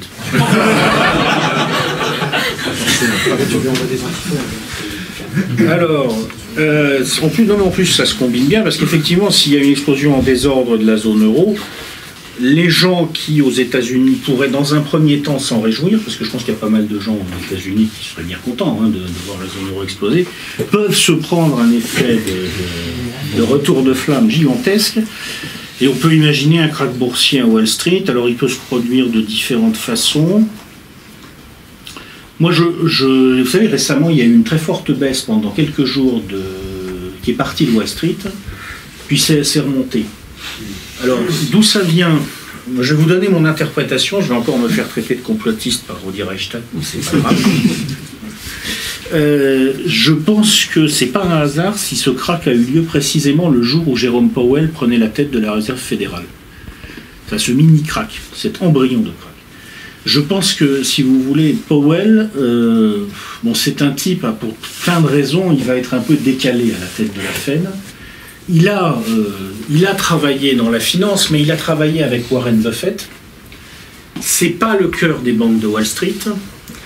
C'est quelqu'un qui peut être culturellement un peu décalé par rapport à pas mal de gens à la Réserve fédérale. C'est un catholique romain. Ne me faites pas dire ce que je n'ai pas dit. Je pense qu'il est un peu là pour que le capitalisme industriel américain, qui est en partie derrière Donald Trump, finisse de s'assurer qu'il ne va pas se faire poignarder dans le dos par les alliés qu'il a à l'intérieur de l'administration Trump et qui viennent entre autres de Goldman Sachs. C'est-à-dire que je pense que, si vous voulez, c'est un acteur qui est chargé de verrouiller Wall Street pour le compte de l'administration Trump. Mais il faut voir que c'est pas parce qu'on a le chairman de la Fed qui est nommé par le président des États-Unis que le président des États-Unis contrôle la Fed. Parce que la Fed, c'est une banque privée, il y a des banques régionales, il y a un conseil des gouverneurs, et puis de toute façon, pour agir sur le marché, elle est obligée de passer par un certain nombre de grands investisseurs, de grandes banques américaines qu'on appelle les primary dealers, et c'est par son intermédiaire, en fait, qu'elle pilote les marchés. Parce que moi je dis elle pilote les marchés parce qu'aujourd'hui on est quasiment dans un régime, en fait, presque de prix administré au niveau des actifs. Je veux dire, la question se pose aujourd'hui de savoir si c'est encore à proprement parler un capitalisme, ce qui fonctionne sous nos yeux. Je pense qu'il y a un certain nombre de gens, quand ils ont vu arriver Jérôme Powell, ils ont dit, bon, on a la recrue, là, le new buy, le new kid on the block. Il vient de la part du président et il croit qu'il va nous mettre au pas. Alors on va juste lui montrer, c'est-à-dire, on va juste décider que, ping, on appuie sur le bouton, hop là, t'as vu? Moins 10%, hein? Quand on veut, hein, t'as compris. Hein? Donc ça achève de me convaincre qu'une des raisons pour lesquelles on pourrait avoir un crack, c'est qu'un crack c'est toujours un bon moyen de concentrer ou de répartir le pouvoir économique, et que dans un contexte comme ça où la nouvelle économie et le vieux capitalisme industriel américain s'affrontent, forcément il va y avoir des acteurs à Wall Street qui vont prendre, je veux dire au niveau des grandes banques, qui vont prendre le parti des uns ou des autres et qui vont peut-être se faire la guerre entre eux. Et on peut très bien imaginer que à un moment, certains décident que finalement, puisqu'on a Donald Trump sous la main et qu'il faut assainir le système et que c'est l'occasion de reconcentrer le pouvoir économique, on va lui faire porter le chapeau d'une deuxième grande récession. Et hop, on en organise un beau grand crack qui flingue le parti républicain de Trump en perspective des élections présidentielles de 2020, qui permet d'assainir le système en détruisant des milliers de milliards de dollars d'actifs. Ça peut être une possibilité. On aura fin deuxième semestre 2018 les élections de mi-mandat aux États-Unis. Si on imagine qu'elles se passent de telle sorte que certains acteurs ne soient pas contents de la façon dont ça s'est passé, par exemple, si elles aboutissent à un renforcement excessif de Trump, ou si au contraire elles l'affaiblissent excessivement, enfin bref, s'il se passe quelque chose qui déplace des équilibres de pouvoir, ouais, un bon grand crack gigantesque à Wall Street au cours du premier semestre 2019, c'est pas impossible. Donc, à ce moment-là, qu'est-ce que ça veut dire pour nous? Alors, il faut voir le système dans lequel on entre, là. C'est monstrueux, hein, comme tu l'as fait. Je veux dire, t'es médium, en fait. C'est ça qu'il fallait faire pour provoquer la catastrophe. Donc, qu'est-ce qu'on a? On a un monde quasi incontrôlable, quoi, avec une Europe qui explose et une Amérique qui implose. Ouais. Je pense que, à la limite, honnêtement, je ne me sens plus capable de modéliser la suite des événements. On appuie sur le bouton. L'Europe n'est pas forcément morte. L'euro est mort, mais pas forcément l'Europe. Je veux dire, à la limite, je vais vous laisser.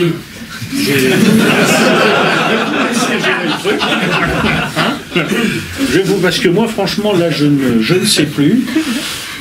Donc on est dans une situation où on va commencer par M. Macron, puisque c'est lui qui joue avec les...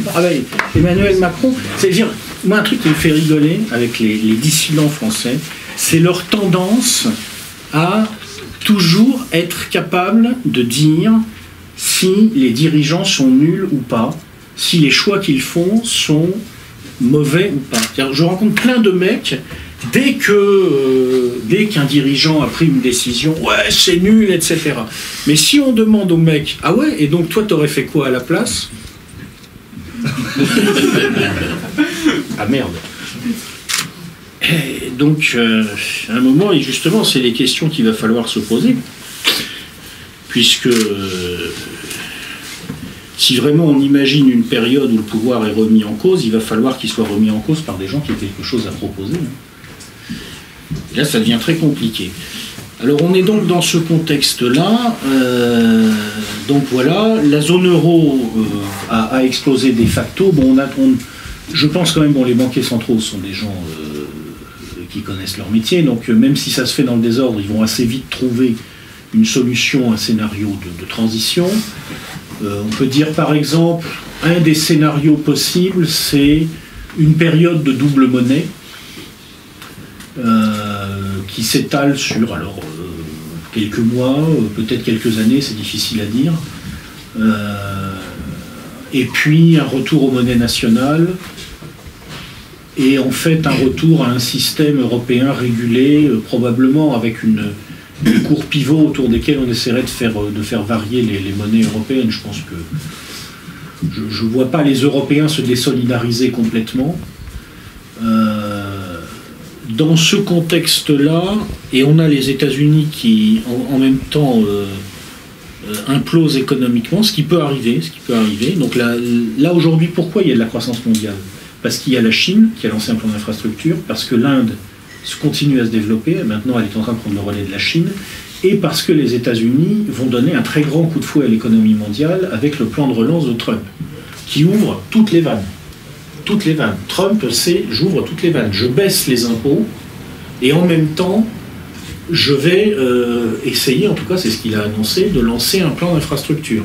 Ça ne peut se faire que par un gigantesque déficit budgétaire. Gigantesque. Bon. Et bien tout ça, ça implose. Pour différentes raisons, parce que c'est pas suivi par certains milieux d'affaires, ça implose. Donc d'un seul coup, la croissance mondiale qui repart bien en ce moment, parce qu'on est en phase de croissance actuellement, au lieu de se retourner dans 2 ou 3 ans comme c'est prévisible, elle casse d'un seul coup, et on a une situation où on a, je sais pas moi, on arrive à la fin du premier semestre 2019, on peut déjà avoir 500 000 chômeurs de plus en France, au moins, voire 1 million de plus, parce que l'explosion de la zone euro provoquerait en plus en Europe un énorme coup de frein du fait des incertitudes sur le climat des affaires. Qu'est-ce que dit M. Macron? Là, je vais pas lui dire ce que lui disent ses amis. Eux-mêmes sont dépassés par les événements, je pense. Il se retrouve tout seul à la tête du bateau. Qu'est-ce qu'il fait? Qu'est-ce qu'il dit? Voilà. La situation en France est précaire. La situation de notre mère Europe est également difficile. Le krach boursier vient d'intervenir à Wall Street, mais ne nous pendons pas.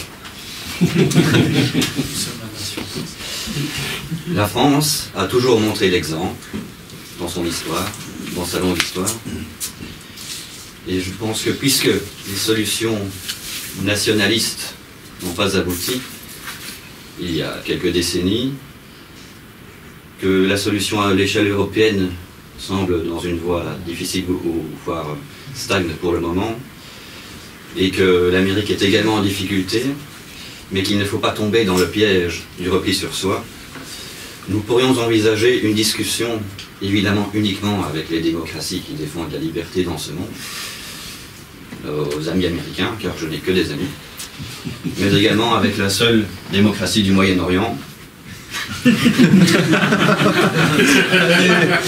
afin d'émettre un plan de secours et de sauvetage, peut-être provisoire, peut-être définitif. Ce lieu le sait, nous savons, qui consisterait à mettre en place des bons, une certaine valeur avec tous ses partenaires, une sorte de monnaie d'échange mondiale, ne fût-ce que provisoirement, pendant une période de 1 ou 2 ans qui arrive, afin de relancer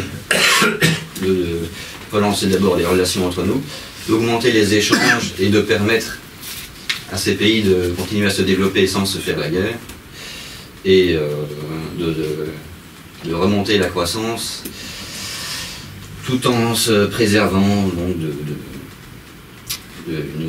des idées nauséabondes de nos ennemis en face, et nous protégeant donc des risques d'invasion de la Russie qui est une nation puissante et dont il faut se méfier. Okay, bravo.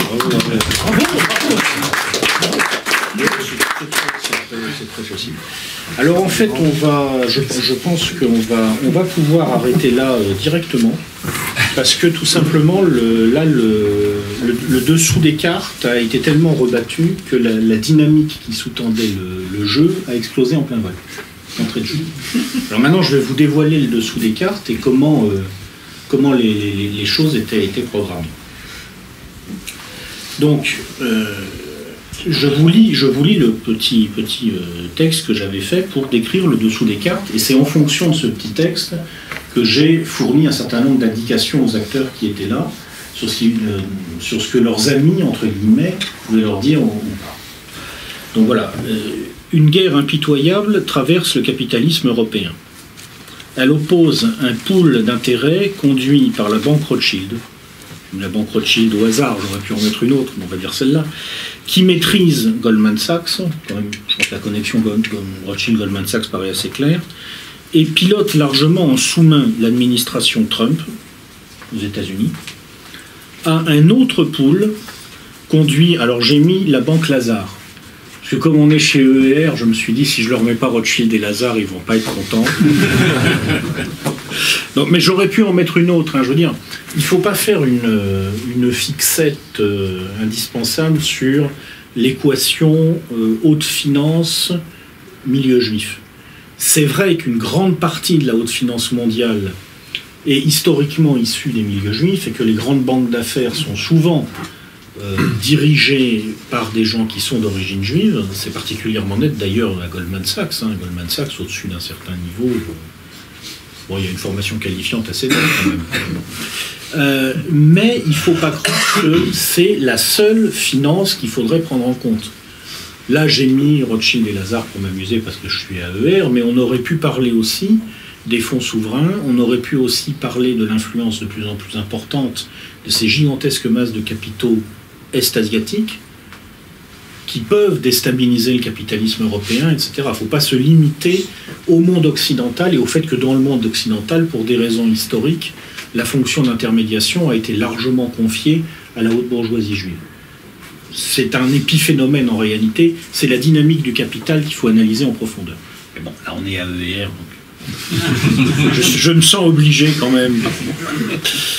Donc voilà, ce que je disais, donc il y a deux pools de banques qui vont s'affronter, un qui est plutôt conduit par Rothschild, Goldman Sachs qui pilote l'administration Trump, et l'autre qui est conduit par la banque Lazare et dont l'influence est prédominante à travers différents réseaux sur la Commission européenne.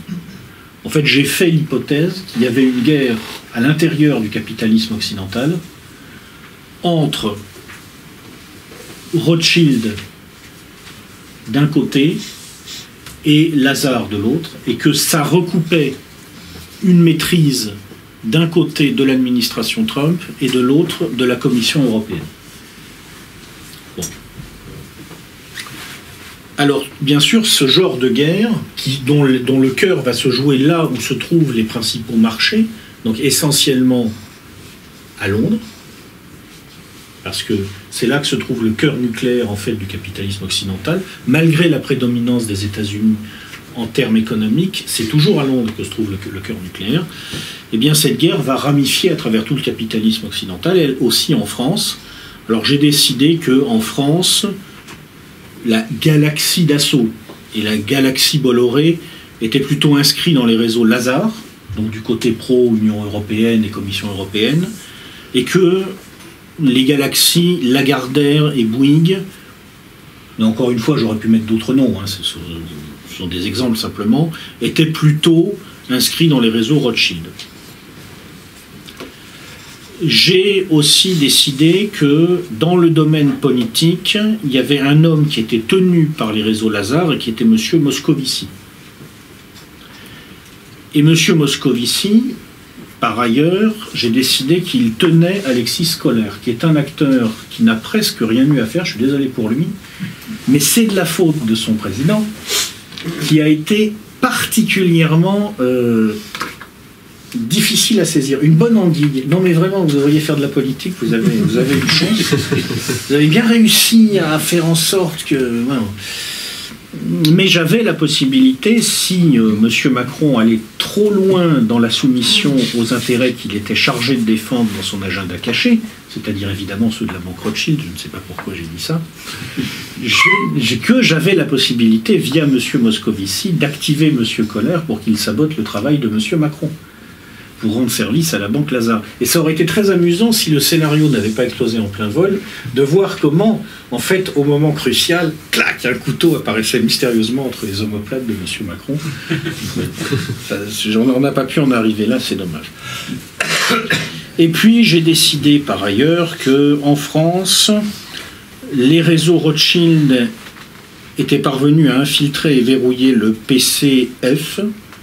Le F de PCF, j'ai jamais compris ce que ça voulait dire d'ailleurs, mais Bon, ce qui est une possibilité, et via le PCF, j'imaginais que je pouvais éventuellement verrouiller, pour le compte des réseaux Rothschild, M. Philippe Martinez. Et par ailleurs, en termes de réseau d'influence toujours, j'ai imaginé que la Banque Lazare pouvait compter sur l'appui du Grand Orient, par lequel elle pouvait verrouiller M. Jean-Luc Mélenchon. C'est pour ça qu'à un moment du scénario, il y a eu une situation très compliquée pour M. Martinez et M. Mélenchon, ils étaient en opposition. Alors, c'est pas parce que la CGT et le Parti communiste et le Front de gauche, enfin, la France insoumise s'opposaient, c'est parce que la Banque Lazare et la Banque Rothschild se faisaient la guerre. Et ce qui est intéressant, c'est que, ce qui est très très révélateur, c'est que comme ces acteurs ne pouvaient pas connaître le dessous des cartes, vous avez vu comment ils ont réagi spontanément. Ils sentent qu'il y a quelque chose qui ne va pas, qu'on leur met une contrainte, ils ne comprennent pas pourquoi, et donc on ménage la chèvre et le chou. On dit une chose, mais en même temps on s'arrange un peu pour dire le contraire, parce qu'on ne sait jamais finalement, aujourd'hui on m'a mis une contrainte, mais peut-être demain on va me mettre la contrainte en sens inverse, parce qu'il se passe quelque chose, il y a un échiquier caché sous l'échiquier visible, et il se passe des choses dans l'échiquier caché que je ne maîtrise pas, que je ne vois pas.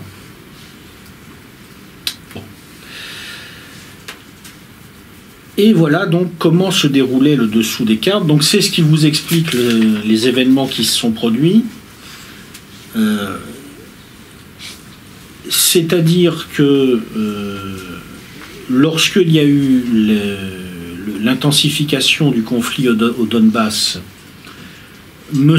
Macron finalement s'est soumis à l'OTAN, parce que M. Macron, dans mon scénario, attention, hein, je ne fais que des hypothèses, hein, je ne sais pas si ça se passe comme ça dans la vraie vie, mais dans mon scénario, il était tenu par la Banque Rothschild. Or, la Banque Rothschild, dans mon scénario toujours, tenait l'administration Trump, et elle tenait plutôt à ce que l'Europe reste sous contrôle des États-Unis.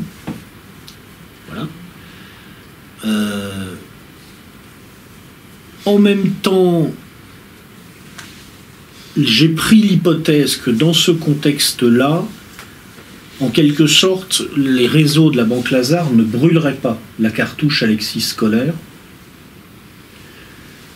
D'où la position un peu bizarre, mi-figue, mi-raisin, prise par, dans ce scénario, M. Kohler via, enfin M. Moscovici via M. Kohler, parce que c'est trop tôt pour griller M. Kohler. Il faut qu'il reste un certain temps dans le dos de M. Macron pour pouvoir lui planter le couteau dans le dos au bon moment, quoi. D'où ensuite le fait qu'un certain nombre d'acteurs ici ont été mis dans une situation compliquée parce que leur agenda caché leur disait qu'ils devaient rendre service, par exemple pour M. Wauquiez, à M. Bolloré et à M. Bouygues. Or, ils n'étaient pas d'accord entre eux. Parce qu'il y en a un qui est Rothschild et l'autre qui est Lazare. Donc il y en a un qui est pro-États-Unis et l'autre qui est pro-Union européenne. Et donc, d'où la difficulté du positionnement de M. Wauquiez, etc. Même chose d'ailleurs pour M. Gattaz, qui s'est trouvé un peu souvent dans la même situation. On a retrouvé à peu près les mêmes configurations ensuite lorsque on a eu la crise bancaire. Il a fallu décider si on suivait ou pas l'Allemagne. Là, M. Macron a pris une position qui était moins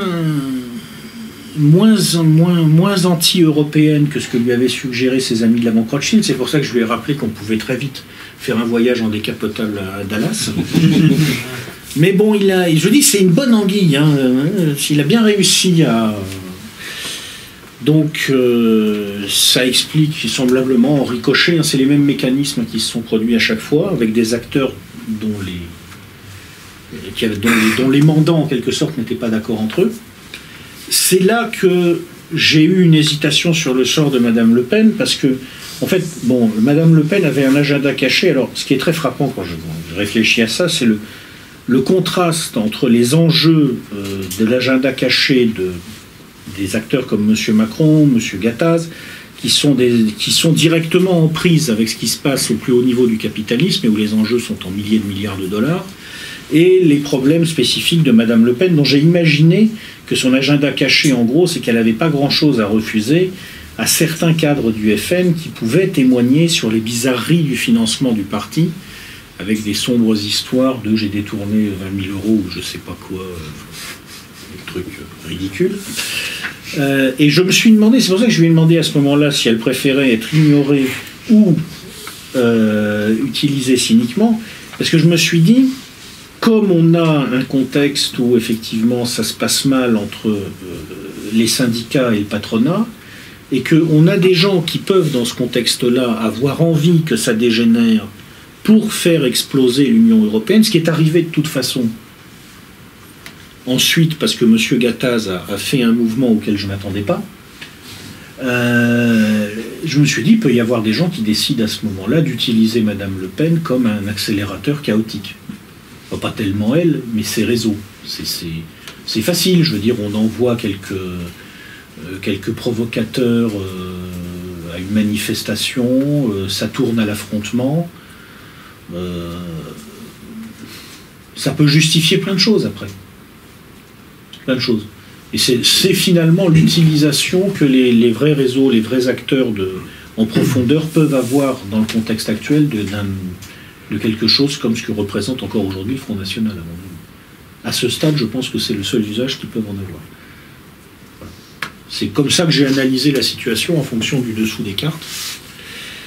Et puis ensuite, donc, on a eu le mouvement auquel je ne m'attendais pas de la part de M. Gattaz, à qui j'ai dit, bon, bah alors, il faut choisir, et qui a choisi de faire exploser l'Europe. Mais il avait tout à fait le droit, puisqu'il avait une partie de ses mandants qui lui disait, il faut suivre Macron, et une autre partie qui lui disait, il ne faut pas le faire. Et je pensais que, pour des raisons psychologiques, en quelque sorte, le choix allait être de s'abstenir, donc de ne pas faire exploser le machin. Parce qu'en général, c'est toujours beaucoup plus difficile de rompre avec la continuité. Bon. Mais là, en l'occurrence, il y a eu un moment historique où il s'est passé quelque chose qui n'était pas prévu au programme. Il y a un acteur qui a choisi de rompre avec la continuité. Et donc, à partir de là, d'où la conclusion. C'est-à-dire qu'effectivement, c'est un chaos intégral et donc l'hypothèse qu'évoquait notre Emmanuel Macron, assez fidèle à son rôle, bien qu'il ait un rôle d'accent depuis quelque temps, je trouve. C'est-à-dire qu'en fait, on va essayer de prendre appui dessus pour fabriquer une monnaie mondiale. Effectivement, c'est une possibilité. C'est une possibilité. Voilà. Le scénario a été interrompu prématurément, mais en même temps, comme je suis très bavard, on avait pris beaucoup de retard. Donc on peut considérer qu'on va s'arrêter là. Voilà, j'espère que c'est un petit jeu qui vous a aidé un peu à réfléchir de façon un peu originale. Merci à tout le casting.